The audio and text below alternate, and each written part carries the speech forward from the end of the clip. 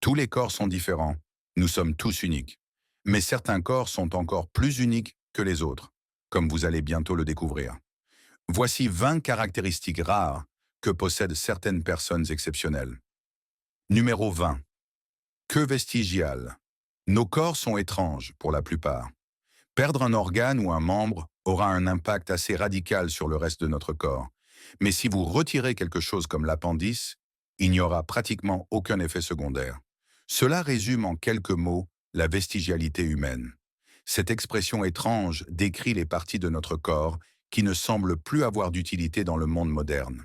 À une époque, bien sûr, nos ancêtres avaient probablement besoin de choses comme l'appendice. Je ne sais pas exactement à quoi cela leur servait, mais après tout, nous avions autrefois besoin d'annuaires téléphoniques. Donc j'imagine que les temps changent, non? La plupart de ces organes ont depuis perdu leur fonction initiale et sont devenus ce que certains appellent des organes inutiles. Un exemple de ce type d'organe peut être observé dans la condition inhabituelle de ce garçon. Oui, mes amis, il a une queue. Vos rêves d'anime deviennent réalité. Mais la queue du garçon n'est pas vraiment fonctionnelle, comme c'est le cas pour presque tous les organes vestigiaux. Ce qui signifie que même les experts médicaux les plus qualifiés au monde n'ont absolument aucune idée de pourquoi cela arrive, tout comme ils ne comprennent pas totalement l'utilité des organes vestigiaux en général. C'est presque comme si notre corps accumulait des organes et refusait de s'en débarrasser. C'est une version biologique de Storage Wars. Aimez cette vidéo, cliquez sur le bouton d'abonnement et activez la cloche de notification dès maintenant. Ou bien ce mille pattes rampera sur votre visage pendant votre sommeil. Passons maintenant au sujet croustillant. Parlons d'Edward Mordrake. C'était un homme plutôt unique. Pourquoi? Parce qu'il avait deux visages? Non, c'est une caractéristique corporelle rare que seulement 1% des gens possèdent. Edward Mordrake était un jeune homme issu d'une noble famille anglaise. Connu pour son intelligence et son charme, il était même considéré comme beau lorsqu'on le regardait de face. Mais à l'arrière de sa tête, il y avait un deuxième visage inattendu. Mordrake affirmait que ce visage lui murmurait des choses, ce qui l'aurait poussé à mettre fin à ses jours. Si tout cela vous semble familier, c'est parce qu'une version fictive de son histoire a été utilisée dans 2 épisodes d'American Horror Story. Comme toujours, laissez un commentaire avec le hashtag JuicyTopic et dites-nous ce que vous pensez de ce que nous venons de montrer à l'écran. Numéro 19. Le pied de Morton. J'essaie de ne pas submerger nos spectateurs avec trop de jargon scientifique ou médical. Mais il n'y a pas vraiment moyen d'éviter cela avec ce sujet. Donc si vous ne comprenez pas ce qu'est l'articulation métatarsophalangienne du deuxième orteil, ne vous inquiétez pas, c'est juste une façon sophistiquée de désigner le deuxième orteil. Vous pouvez simplement l'appeler, comme moi, le deuxième orteil. Le pied de Morton est une condition où le deuxième orteil semble être anormalement long. Cela se produit lorsque le premier métatarsien, l'os du gros orteil, est plus court que le deuxième. Mais même si cela donne l'impression que l'orteil est plus long, ce n'est pas nécessairement le cas. En réalité, c'est juste une manière sophistiquée de dire que l'os du deuxième orteil est plus grand que celui du premier. Je sais que ces deux choses semblent exactement identiques, mais j'ai vérifié auprès de 3 médecins, et ils insistent sur le fait qu'il faut préciser que cette condition n'est pas un orteil long, mais plutôt des os d'orteil de taille différente. Quoi qu'il en soit, cette caractéristique touche environ 15% de la population. Cela ne signifie pas que vous êtes bizarre si vous l'avez, et vous n'en ressentirez probablement aucune douleur. Au contraire, cela vous rend encore plus spécial et unique. Et n'est-ce pas quelque chose que tout le monde aimerait ressentir de temps en temps? Numéro 18. Un nombril qui ressort. En voici un auquel bon nombre d'entre vous pourront s'identifier. Le fameux nombril outil d'Audi. Qu'est-ce que c'est? Comment cela se forme-t-il? Et est-ce que cela fait de vous quelqu'un de spécial? Excellente question, et nous allons y répondre. Peut-être. Aucune promesse.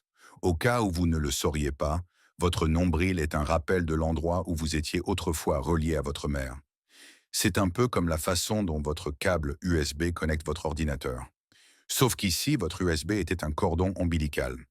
Une fois que le cordon ombilical est coupé, il reste un petit morceau appelé le moignon ombilical. Quelques semaines plus tard, ce morceau tombe et ce qui reste devient votre nombril. On peut donc considérer votre nombril comme une cicatrice. Et le fait qu'ils ressortent ou non dépend entièrement de la manière dont votre peau guérit. Ainsi, non, personne n'est responsable du fait que vous ayez un nombril rentrant ou sortant. Les deux sont beaux, aucun n'est mauvais, et vous êtes effectivement un être humain très spécial. Nous avons de la chance de vous avoir parmi nous. Parce qu'au bout du compte, c'est juste une autre chose qui nous relie tous. Nous sommes tous des humains avec des cicatrices sur notre abdomen et nous n'y pensons pratiquement jamais. Dingue, non? Numéro 17, l'hétérochromie. David Bowie était connu pour de nombreuses choses. Après tout, c'était un génie du rock et un incroyable auteur-compositeur. Mais l'un des éléments les plus célèbres de son apparence aujourd'hui est une anomalie esthétique rare. L'hétérochromie, aussi appelée les yeux de couleurs différentes. L'hétérochromie est le terme médical désignant une condition où les yeux possèdent plusieurs couleurs. Comme la plupart des particularités génétiques, il s'agit simplement d'une mutation inhabituelle qui n'a généralement aucun effet majeur. Dans de très rares cas, elle peut être le symptôme d'un problème médical plus grave, mais cela reste exceptionnel. La plupart du temps, elle ne cause aucun problème. Et bien sûr, il faut admettre que c'est une particularité assez rare. Elle est en réalité plus courante chez les animaux que chez les humains. Aux États-Unis, elle ne touche qu'environ 200 000 personnes. Mais si vous avez l'hétérochromie, vous partagez cette caractéristique unique avec de nombreux animaux à travers le monde. C'est un drôle d'atout, je sais, mais avouez que c'est un meilleur sujet de conversation à mettre sur votre profil de rencontre que le fait que vous aimez regarder The Office, non? Vos matchs auraient tellement de questions. C'est le brise-glace parfait. Numéro 16. L'homme au bras d'or. Non, ce n'est pas un méchant de James Bond. L'homme au bras d'or est en réalité un humain tout à fait ordinaire, avec un cœur exceptionnel. James Harrison est un véritable trésor national en Australie, et à juste titre. Il a donné plus de sang que quiconque pourrait l'imaginer. Harrison a fait un don de sang chaque semaine pendant 60 ans, sauvant ainsi la vie de 2,4 millions de bébés. Comment tout cela a-t-il commencé? Tout débuta lorsque Harrison subit une importante opération chirurgicale à la poitrine à l'âge de 14 ans. Il eut besoin de nombreuses transfusions sanguines et attribua plus tard sa survie à ses dons de sang. Il prit alors la décision de redonner à son tour ce qui lui avait sauvé la vie et devint donneur de sang. Peu après, les médecins découvrirent que son sang était exceptionnellement rare et contenait un anticorps unique, si rare que seulement 50 personnes étaient connues pour l'avoir en Australie. Harrison commença à donner son plasma sanguin et finit par sauver d'innombrables vies. En fait, presque chaque lot de vaccins anti-D produit en Australie provient du sang de Harrison. Finalement, à l'âge de 81 ans, il prit sa retraite en tant que donneur. Son départ fut célébré dans tout le pays, les Australiens louant son incroyable dévouement et son altruisme. Numéro 15. Le gène DEG2. Êtes-vous un bourreau de travail ou plutôt un gros dormeur? Si vous êtes les deux à la fois, vous êtes confronté à un problème assez unique. Comment obtenir le sommeil dont vous avez besoin tout en accomplissant votre travail? Certaines personnes ont la chance de ne pas avoir à répondre à cette question. En 2009, des chercheurs ont fait une découverte étonnante en décrivant une mère et sa fille porteuses d'une mutation dans un gène appelé DUSK2. Alors que les scientifiques recommandent généralement aux adultes de dormir au moins 7 heures par nuit, ces deux personnes se sentaient totalement reposées après seulement 6 heures de sommeil. Cette découverte a incité les experts à s'intéresser à d'autres personnes dites petites dormeurs. Ils ont découvert que ce phénomène était bien plus répandu qu'on ne le pensait. D'après leurs recherches, une mutation génétique similaire est présente chez environ 4 personnes sur 100 000, leur permettant de dormir 1 heure de moins tout en se sentant parfaitement reposés. Cela ne semble pas être une bonne nouvelle pour ceux qui aiment dormir et détestent travailler. Mais pour les bourreaux de travail qui trouvent qu'il n'y a jamais assez d'heures dans une journée pour tout accomplir, c'est une véritable bénédiction. Malheureusement, il n'existe aucun moyen d'acquérir ce gène si vous ne l'avez pas à la naissance. Il ne nous reste plus qu'à attendre qu'un médicament inspiré du film Limitless devienne une réalité terrifiante. Numéro 14. Le corps d'Hercule. On nous répète depuis longtemps que le secret pour avoir un beau corps repose sur une pyramide en 3 points: l'hydratation, la nutrition et la forme physique. Mais certaines personnes semblent être nées sous une bonne étoile, développant naturellement un corps musclé sans le moindre effort. Cela peut être un véritable coup dur pour l'estime de soi. Prenez par exemple Nguyen Hoang Nam, un garçon vietnamien de 10 ans. Évidemment, ce n'est pas un enfant vietnamien comme les autres. Regardez-le. On dirait qu'il pourrait mettre un coup de poing à Hercule et gagner. Nam est né avec une hypertrophie musculaire liée à la myostatine, une condition que les médias locaux ont surnommée le syndrome de Superman. En réalité, cette condition n'a rien à voir avec sa force. Elle signifie simplement qu'il est né avec une mutation entraînant une croissance musculaire excessive. Bien que cela ne cause pas de graves problèmes de santé, cela limite sa flexibilité et lui provoque des raideurs musculaires. Cela ne l'empêche cependant pas de poursuivre ses rêves. En fait, son objectif est devenu de devenir un culturiste. Je ne suis pas un expert, mais je suis prêt à parier qu'il réussira dans cette carrière. D'autant plus qu'il n'a même pas besoin de s'entraîner pour cela. Face à lui, même Arnold Schwarzenegger admettrait que c'est totalement injuste et qu'il ferait mieux d'abandonner. Numéro 13. La sirénomélie. J'étais presque tenté de vous demander ce que vous pensez que signifie sirénomélie avant de me rappeler que nous enregistrons ces vidéos bien à l'avance et que je ne peux pas vous entendre. Mais ce n'est pas grave, je vais vous expliquer exactement ce que c'est. Il s'agit du syndrome de la sirène. Cependant, ce syndrome est loin d'être aussi amusant ou magique que son nom le laisse entendre. Il ne vous rend pas plus performant dans l'eau, et il ne vous donne pas non plus une voix ensorcelante capable d'attirer des marins vers une mort certaine. C'est une maladie extrêmement rare, où les nourrissons naissent avec une fusion partielle ou complète des jambes, ressemblant ainsi aux créatures des légendes. Mais dans la réalité, les conséquences sont bien plus graves. Les personnes atteintes peuvent souffrir d'autres complications, comme des anomalies gastro-intestinales, des problèmes de colonne vertébrale, voire un sous-développement des reins. Et ce ne sont là que les problèmes les moins graves, pour ceux qui survivent. La sirénomélie est souvent fatale dès la naissance, empêchant la plupart des nourrissons atteints d'avoir la chance de vivre. Mais le plus fascinant, c'est que personne ne sait vraiment pourquoi cela se produit. Les scientifiques n'ont pas réussi à identifier la cause génétique de cette condition, la plupart des cas survenant de manière totalement aléatoire et inexpliquée. Numéro 12. Fistule préauriculaire. Pour la plupart, nos corps sont tous les mêmes, n'est-ce pas?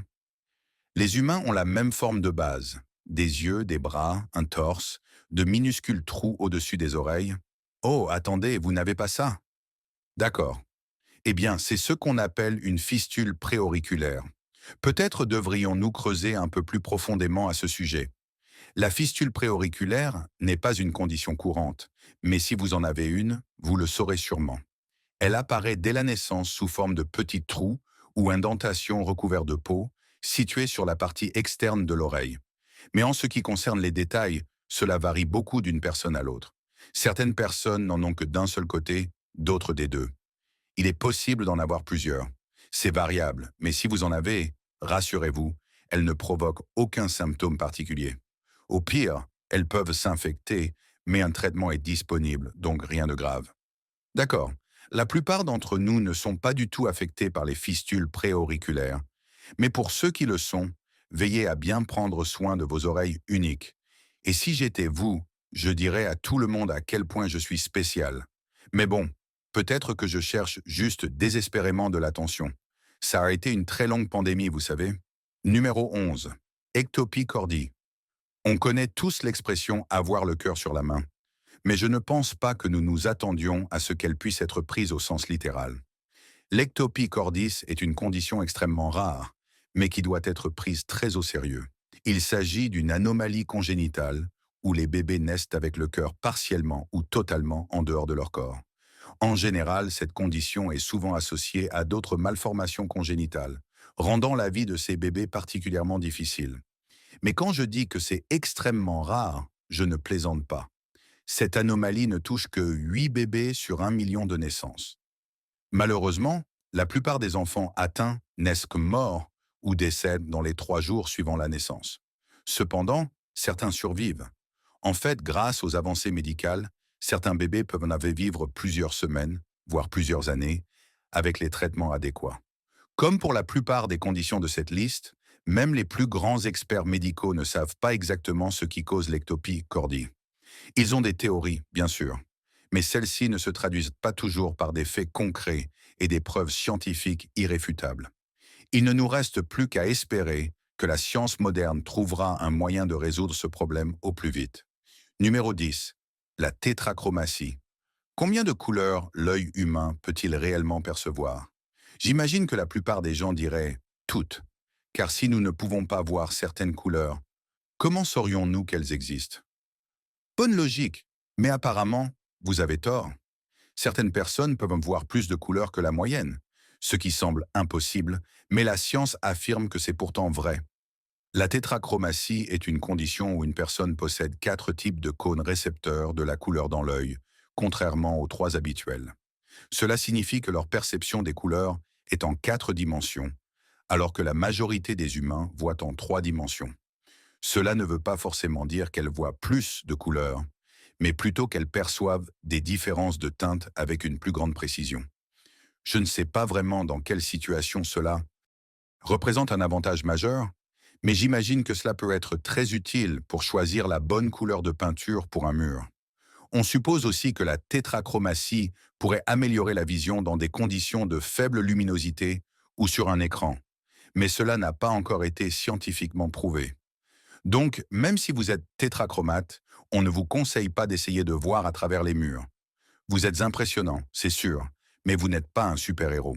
Numéro 9. Globe oculaire flexible. Il y a certaines choses que nous n'avons tout simplement pas besoin de savoir. L'éjection des globes oculaires en fait partie. En tant que personne qui se décrit volontiers comme sensible, je n'ai aucunement besoin de voir quelqu'un faire sortir son œil de son orbite. Et pourtant, nous y sommes. Je vous présente mes sincères excuses. Contrairement à ce que l'on pourrait croire, tous les globes oculaires éjectés ne résultent pas d'un traumatisme crânien. En réalité, certaines personnes naissent avec la capacité de détendre leurs globes oculaires à un tel degré qu'ils peuvent littéralement sortir de leur orbite. C'est l'une des phrases les plus répugnantes que j'ai jamais prononcées, mais c'est la vérité. Imaginez un instant ce que ressent un pauvre ophtalmologue. Apparemment, les personnes souffrant d'orbites oculaires peu profondes ou du syndrome des paupières flasques voient souvent leurs yeux sortir de leur orbite lors d'examens oculaires de routine. À ce stade, je changerais probablement de carrière pour devenir vendeur de voitures ou autre chose. Bref, l'éjection des globes oculaires est une réalité et parfois elle est volontaire. D'autres fois, elle ne fait qu'effrayer les ophtalmologues, leur donnant l'impression qu'ils ont été un peu trop proches avec leur matériel. Et honnêtement, je pense que ça fonctionne. Je ne suis même pas ophtalmologue, et pourtant, je songe sérieusement à ne plus jamais regarder un être humain. Numéro 8. Le syndrome d'Ehlers-Danlos. Il existe une étrange croyance selon laquelle les personnes atteintes de conditions corporelles uniques doivent forcément se sentir malchanceuses ou maudites par la vie. Rien n'est plus faux. En réalité, la plupart de ces personnes trouvent un moyen unique de tirer parti de leurs conditions. Et parfois, elles en profitent même financièrement. Prenons l'exemple de Gary Turner, un artiste de spectacle et détenteur du record Guinness du monde. À cause d'une forme très sévère du syndrome d'Ehlers-Danlos, Gary possède une peau incroyablement extensible.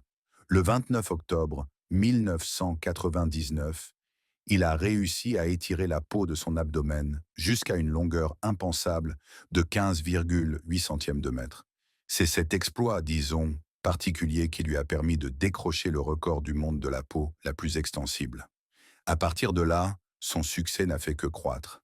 Il est apparu dans un court-métrage sur sa condition et a rejoint le monde du spectacle à plein temps. Pas mal pour un homme à la peau ultra extensible. Petit, il s'amusait à tirer sur sa peau et à la montrer à ses amis, qui étaient fascinés par ce phénomène. Gary Turner est l'exemple parfait d'une personne née avec une condition très spécifique et qui, plutôt que de se laisser abattre ou de susciter la pitié, a transformé son état en une carrière florissante. Ou, pour le dire plus joliment, il a su étirer sa condition jusqu'à en faire un métier. Bon, je ne me sens pas mieux d'avoir fait cette blague, mais passons. Numéro 7. L'oreille absolue. Quand on parle d'oreille absolue, on pense souvent à un chanteur qui ne peut tout simplement pas chanter faux. Il atteint chaque note avec une précision impressionnante, et c'est toujours un spectacle fascinant à voir. Mais ce n'est qu'une des définitions possibles de l'oreille absolue. Croyez-le ou non, certaines personnes ont le don extraordinaire de pouvoir identifier avec précision une note musicale en l'entendant. Ils peuvent entendre, par exemple, un do dièse mineur et le reconnaître immédiatement. Bien que de nombreux musiciens prétendent en être capables, la plupart ne sont pas réellement nés avec ce don. En fait, statistiquement parlant, c'est presque impossible. Moins d'une personne sur 10 000 possède réellement l'oreille absolue, ce qui en fait un talent extrêmement rare, même parmi les musiciens professionnels. Bien sûr, cela fait débat. Les experts scientifiques se disputent depuis longtemps pour savoir si l'oreille absolue est un don inné ou une compétence acquise. Ce que l'on sait, c'est qu'il est possible de l'apprendre avec suffisamment de dévouement et d'entraînement. Mais, eh bien, ce n'est pas du tout aussi facile que d'être simplement né avec cette capacité. C'est comme être un doubleur professionnel. Certains d'entre nous sont juste nés chanceux. Voilà, c'est moi qui le dis. Vous voyez où je veux en venir. Allez, passons à autre chose. Numéro 6. 13 minutes sous l'eau. Retenir notre souffle sous l'eau n'est pas une mince affaire. En fait, c'est presque une garantie de déclencher une crise de panique chez la plupart d'entre nous.